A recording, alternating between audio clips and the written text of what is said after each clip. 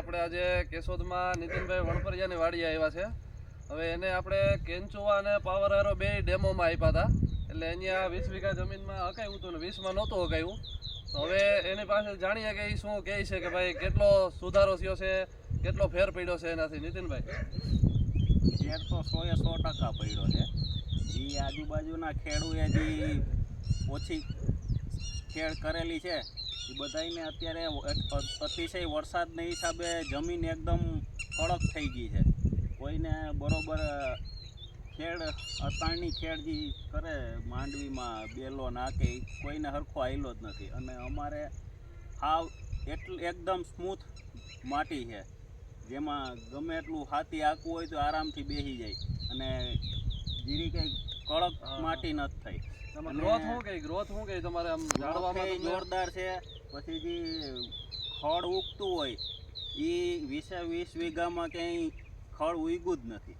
ટૂંકમાં ઊંડાઈ આમ બધું કમ્પ્લીટ હાલી ગયું છે. એટલે બિયારો બધો ઊંડો ઉતરી ગયો છે. અને ફળદ્રુપતા પણ એ રીતે જ રહી એનું જોરદાર.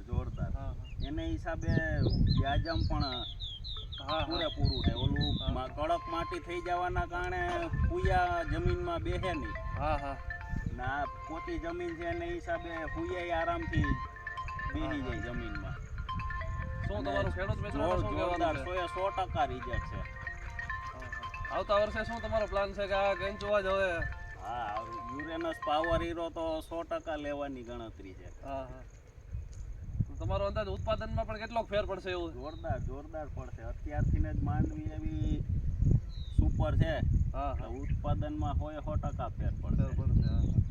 આજુબાજુના ખેડૂત આવીને જોઈને શું કહે છે?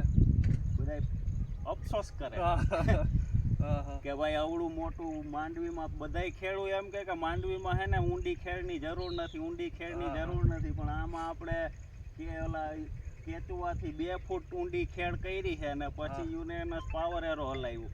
તો અતાણે એવું સ્મૂથ ને મુલાયમ જમીન છે કે આજુબાજુના કોઈ ખેડૂની એવી નથી. વધારે વરસાદ થયો એટલે પાણી પણ જમીનમાં ઉતરા જ ગયું છે. પાણી ઊંડું ઉતરી ગયું ને માંડવી પીડી નથી પડી. માંડવી આ જેટલામાં હકાવું ને એટલામાં માંડવી વ્યવસ્થિત છે. પીડી પડી જ નથી. બાજુના ખેતરમાં છે પીડી પડી ગઈ હતી, પણ આ હજી પડી નથી. કારણ કે પાણી બધું છે જમીનમાં ઉતરી ગયું છે. મોલ ને પાણી લાગતું નથી અને ભેજનો સંગ્રહ જળવાય. પાણી એમાં ટૂંકમાં ઊંડું ઉતરવું હોય એટલે લાંબા ટાઈમ સુધી પકડી રાખે છે જમીન પાણીને. બીજું કઈ ખેડૂત મિત્રોને કેવું હોય તો કયો નીતિનભાઈ તમે? ખેડૂત મિત્રો હવે પછી તો ઉત્પાદન જોશે એટલે ઉત્પાદન થાય એટલે ઓટોમેટિક જ હકાવશે અને લેશે. ચલો, થેન્ક યુ.